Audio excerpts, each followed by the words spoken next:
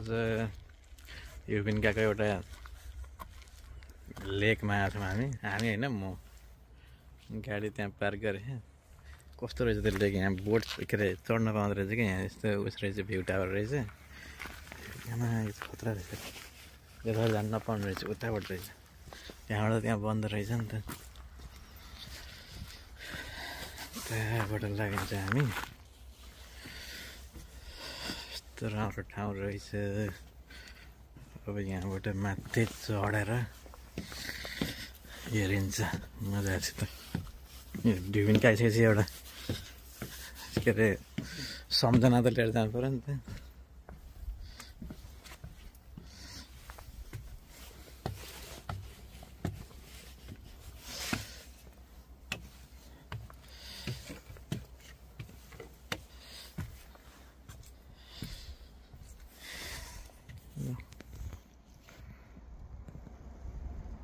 तर बिजु चाहिँ पुरै घाँसहरू भएको लेक रहेछ नि।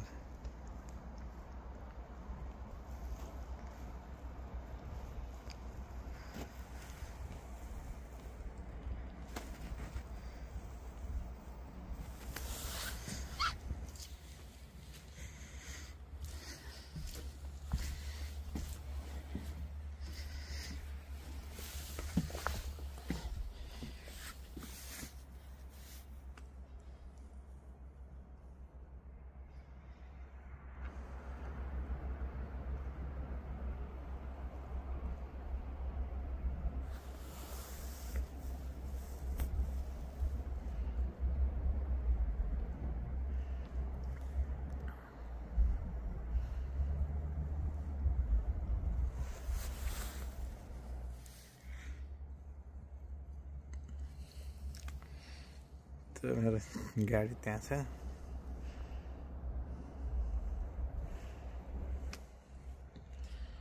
आउँदाखेरि यताको यो बाटो आएको हामी।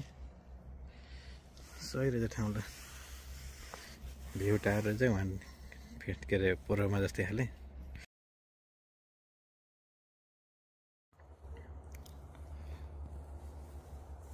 बोटहरू पनि टन्नै रहेछ क्या, उठाएर एउटा लिएर जाने जस्तै। त्यहाँबाट साइकल भाँचेर फाले रहेछ नि, कसको साइकल हो, केटाकेटी झगडा गरेर भाँचेर फाले जस्तो। पुरै रिङ सिङ सबै रहेछ।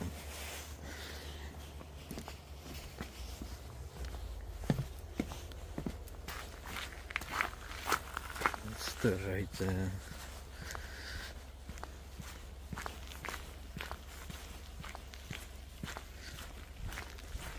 सायद यहाँ स्विमिङ गर्न नि मिल्छ जस्तो लाग्यो त्यहाँतिर, किन भन्दाखेरि यहाँ चेन्जिङ गर्ने त्यो पनि रहेछ। सायद यो चेन्जिङ गर्ने टोयलेटहरू केही हुनसक्छ जस्तो लाग्छ मलाई। गाडी पनि पुरै फोहोर भएको छ, गाडी कुदै गरेर। यो सानो यो भित्र के रहेछ हेर्नै पर्ने भयो, गिरिली हो कि अथवा साउनामा बस्न मिल्ने हो कि हाम्रो। एक नम्बर ग्रिल गर्ने ठाउँ रहेछ यार, यत्रो पानी पर्दा नि केही नहुने। सही रहेछ नि, टक्कै बस्नु पनि मिल्ने। त्यहाँ बोटहरू सायद त्यहाँ बच्चाहरू कि पौडी खेल्ने ठाउँ मिल्छ होला। त्यहाँ बालुवा छ, बालुवाट गरेर यहाँ बच्चाहरू पौडी खेल्ने हो कि। तर हेर्दाखेरि त पुरै थोत्रो जस्तो म उता त माथि पुगेर आउँछु, आइसकेको थिएँ एकचोटि हेरेर के रहेछ। यहाँ आइसकेपछि त्यसो अनुसन्धान त गर्नु पऱ्यो नि त, हेरेर के रहेछ भनेर। तर यो ताल त खासै ठिक लागेन मलाई, किनभने बिजुली चाहिँ पुरै घाँस मात्रै छ। त टाढै जानुपर्छ। पूर्वतिरको तालहरू राम्रो थियो, यो चाहिँ ठुलो एरियामा तर के अरे उस घाँसकै बिचमा। सायद यो चाहिँ बोटहरू लिएर गएर उहाँ बिचतिर गएर पौडी खेल्ने जस्तो रहेछ होला जस्तो लाग्यो मलाई चाहिँ, मेरो विचारमा।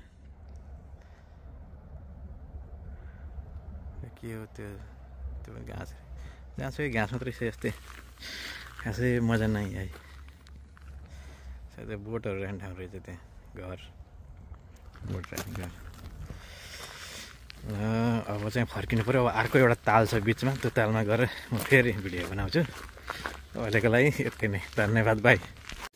ल यहाँबाट चाहिँ हिँडेँ म, यस्तो गचागुचु गर्ने बाटो छ, यस्तो बाटोमा त्यो पनि आयो। गीत बजाउँदै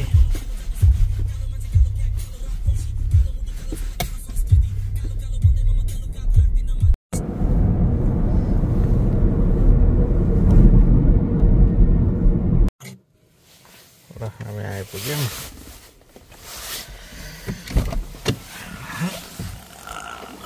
त्यहाँ बाह्र एउटा रेस्टुरेन्ट रहेछ, त्यहाँ एउटा उस पनि छ कि लेक पनि छ।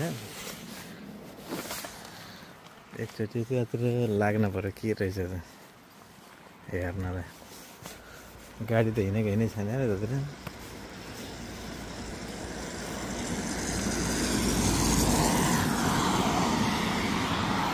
लाइन लगाएर आफ्नो गाडीहरू कसरी बाटो कट्ने थाहा।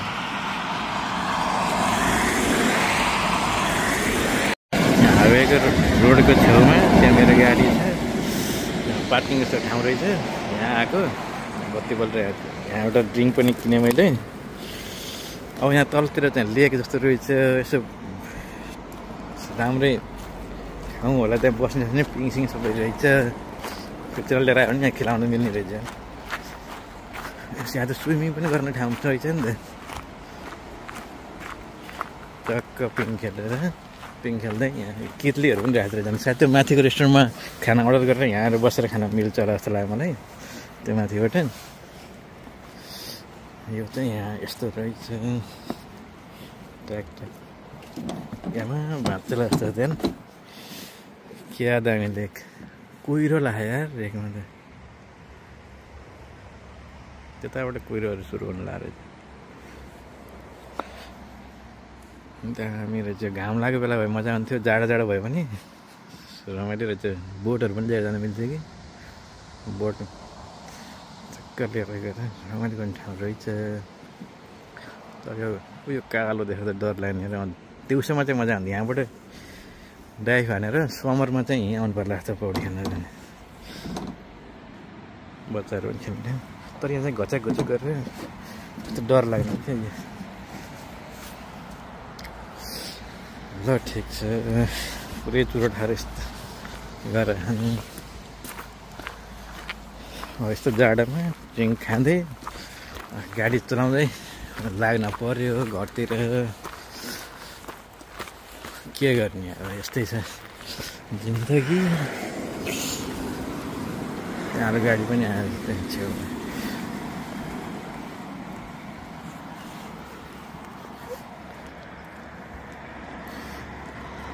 यसको नाम चाहिँ केरा रहेछ। केरागिरीले गरेर यहाँ केरागिरीले गरेर खाने हो क्या।